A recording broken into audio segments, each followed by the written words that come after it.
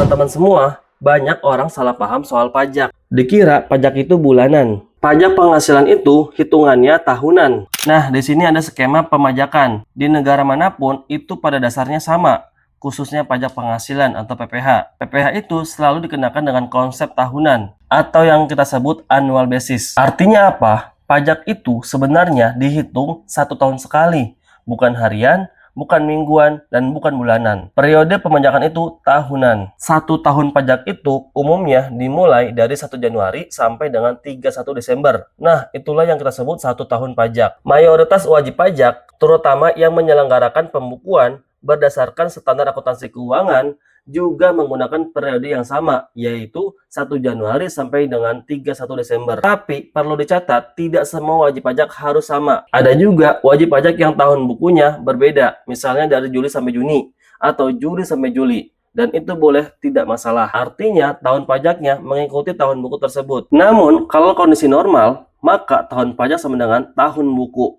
yaitu dari 1 Januari sampai 31 Desember. Nah, poin pentingnya di sini adalah pajak yang terutang baru bisa dihitung setelah tahunnya selesai. Kalau tahunnya belum habis, maka pajak yang sebenarnya belum bisa diketahui secara pasti. Sekarang kita ambil contoh, saat ini sudah bulan Januari 2026. Artinya, tahun pajak 2025 sudah selesai. Berarti sekarang kita sudah tahu pasti berapa penghasilan kita selama tahun 2025. Dan sudah seharusnya pajak penghasilan tahun 2025 itu bisa dihitung. Jadi setelah tahun pajak berakhir, barulah wajib pajak itu bisa menghitung PPh terutangnya berapa. Namun demikian, transaksi ekonomi itu kan tidak menunggu akhir tahun. Setiap hari ada uang masuk, setiap bulan ada penghasilan, setiap bulan ada pengeluaran. Di sinilah muncul konsep yang namanya asas konveniensi. Artinya, pemungutan pajak itu dilakukan pada saat yang paling nyaman, baik untuk negara maupun untuk wajib pajak. Maka, meskipun pajaknya dihitung setahun sekali, di tahun berjalan, misal sekarang tahun 2026, pajak sudah mulai dibayar atau dipotong di bulan kemarin. Contohnya apa? Kalau kita karyawan, gaji tiap bulan dipotong pajak. Kalau kita ngajar di lembaga tertentu, honor kita dipotong pajak. Setiap bulan dipotong, dan dipotong. Padahal, pajak yang sebenarnya belum tahu jumlah akhirnya berapa.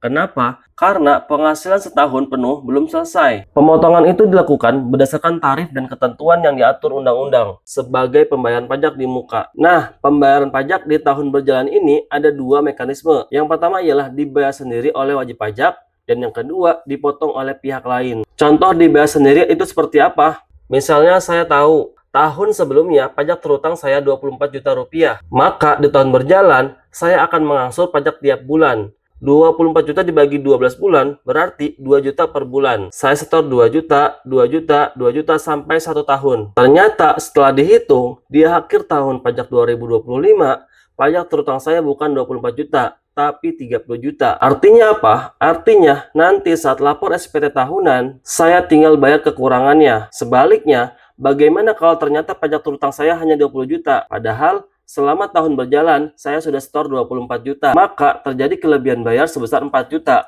Dan 4 juta itu berhak saya minta kembali ke negara. Sekarang kita masuk ke konsep penting berikutnya, yaitu kredit pajak. Semua pajak yang sudah dibayar sendiri dan sudah dipotong oleh pihak lain itu namanya kredit pajak. Setelah tahun pajak berakhir, bisa dihitung pajak terutangnya berapa, kredit pajaknya berapa. Ternyata selama tahun 2025, saya sudah dipotong dan dibayar 18 juta. Berarti awal tahun 2026, saat lapor SPT tahunan, saya tinggal bayar kekurangannya 2 juta. Kalau karyawan yang hanya bekerja di satu tempat, misalnya pajak terutangnya 5 juta, dan perusahaannya sudah memotong 5 juta, dan tidak ada penghasilan lain, maka SPT-nya disebut SPT nihil. Perlu digarisbawahi bahwa nihil bukan berarti tidak ada pajak yang dibayar. Bisa jadi pajaknya sudah dibayar lunas di tahun berjalan. SPT nihil artinya pajak terutang sama dengan kredit pajak. Proses menghitung pajak terutang lalu dikurangi kredit pajak, itulah yang disebut memperhitungkan pajak. Hasil akhirnya cuma 3 kemungkinan. Yang pertama kurang bayar, kita bayar. Yang kedua nihil, tidak perlu bayar lagi. Dan yang ketiga, lebih bayar, kita minta kembali ke negara. Nah, kalau penjelasan ini mulai kebayang dan nambah paham soal pajak, jangan lupa like, share, dan follow.